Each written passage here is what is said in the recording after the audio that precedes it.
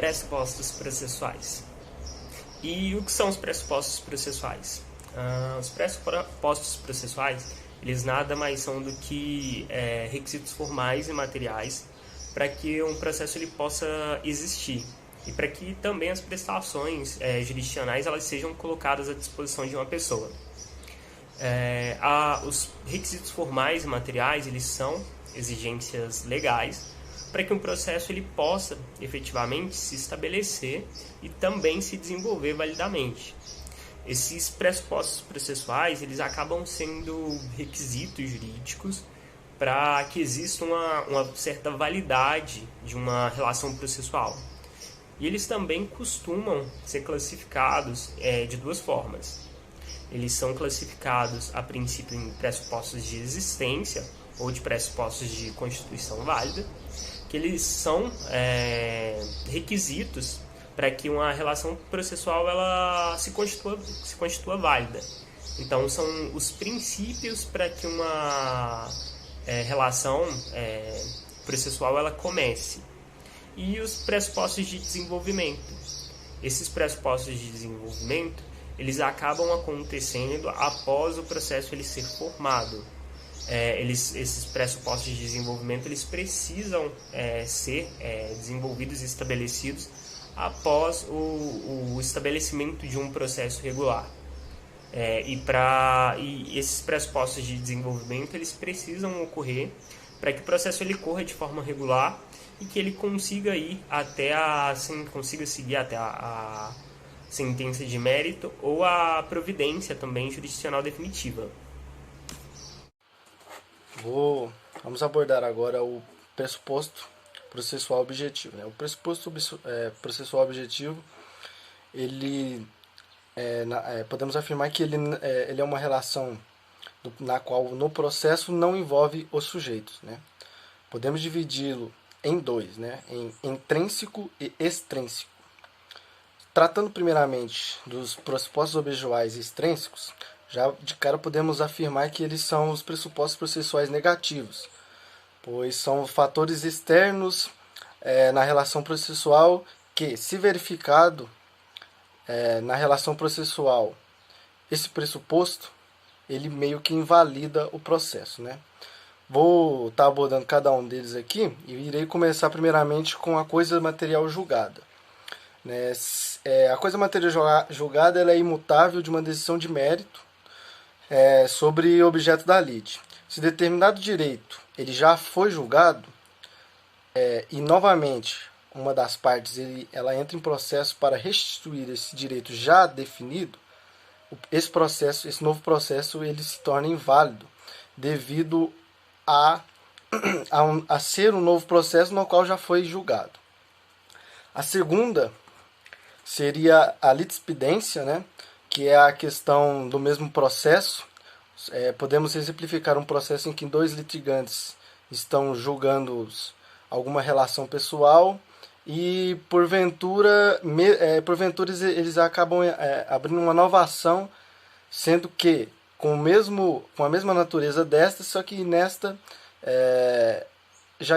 ainda está pendente o julgamento, Portanto, por um processo ser válido, não deve existir a litispendência, porque se existisse, seriam dois processos do mesmo cunho de natureza sendo julgados ao mesmo tempo.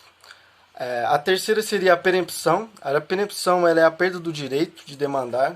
Ela ocorre quando o sujeito ele abandona a ação por ele movida 3 vezes. A outra seria a convenção de arbitragem, que seria no âmbito do juízo arbitral, na qual já houve a decisão sobre a matéria discutida do judiciário, esse processo é inválido. E agora eu vou estar abordando com vocês os pressupostos dos processos processuais objetivos intrínsecos. Os pressupostos processuais intrínsecos eles são os elementos internos no processo.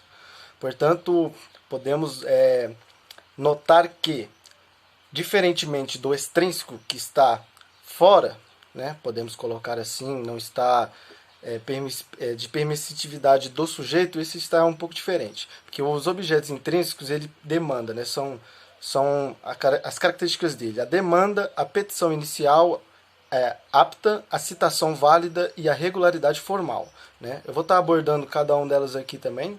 Vou começar primeiro, como eu exemplifiquei, vou estar começando também primeiro pela demanda. A demanda ela é o próprio ato de acionar a jurisdição.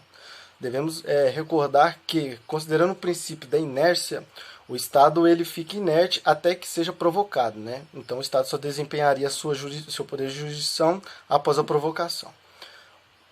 Eu vou estar abordando agora a petição. A petição inicial adapta ela é a forma que a demanda, como eu já tratei, né? O ato de provocar o Estado. A petição inicial é a forma em que a demanda é levada ao Poder Judiciário. Aí, por esse motivo, ela tem algumas regrinhas, alguns regramentos, né? Seja ela, por exemplo, no cunho civil, no cunho penal. No cunho civil, eu vou estar aqui só exemplificando assim, de forma bem vaga o artigo 330, parágrafo 1º do Código Processual Civil, e lá tem algumas regrinhas que eu não vou estar abordando aqui. A outra seria a citação válida, que é o ato completo, a relação processual a trazer a parte demandada do processo. Ela é indispensável para a ocorrência da citação, para que a mesma seja válida, obedecendo, como eu havia lhes expressado, as previsões legais, né? A citação ela é válida e ela é um pressuposto processual de validade, podendo ela também ser sanada caso de vício. Vou estar tratando também agora, para meio que finalizar aqui, a regularidade formal, que nada mais é do que o processo como ele deve seguir, e deve seguir, né, a lei prevista, né, a fim de oferecer segurança para as partes nos litigantes, né, no momento de litígio, né.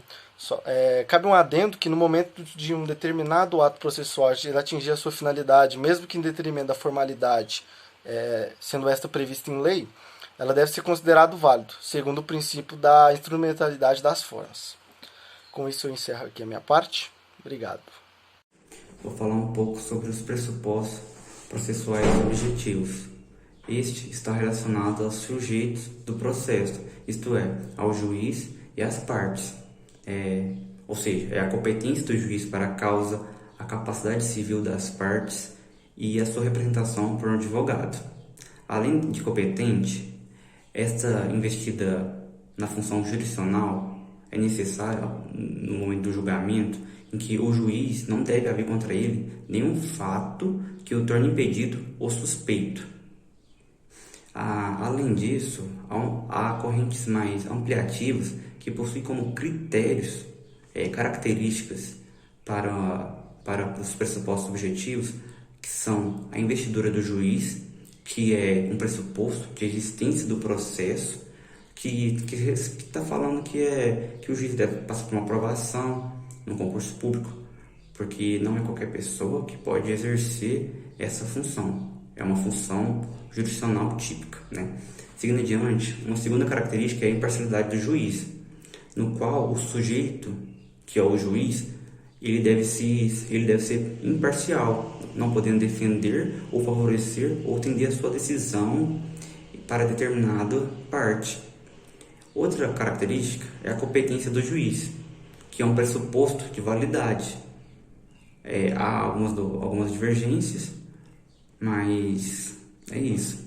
Já em relação a outro critério, é a capacidade de ser parte.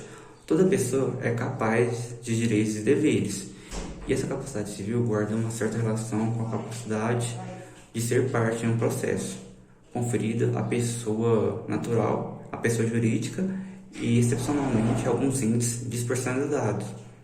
Esta capacidade de ser parte é também denominada de personalidade jurídica ou judiciária e é um pressuposto processual de existência, embora haja também divergência na doutrina. Seguindo adiante, há também a capacidade de estar em juízo. A capacidade para estar em juízo, ou capacidade processual, é uma capacidade de fato que exige que a pessoa esteja no exercício dos seus direitos civis. E por fim, antes disso, abre parênteses, essa capacidade de estar em juízo está relacionado a um pressuposto de validade, sendo um vício sanável, de acordo com o artigo 76 do CPC. E por fim, a capacidade postulatória, que está relacionada à parte em ter um profissional habilitado para postular em juízo, ou seja, o advogado. É isso.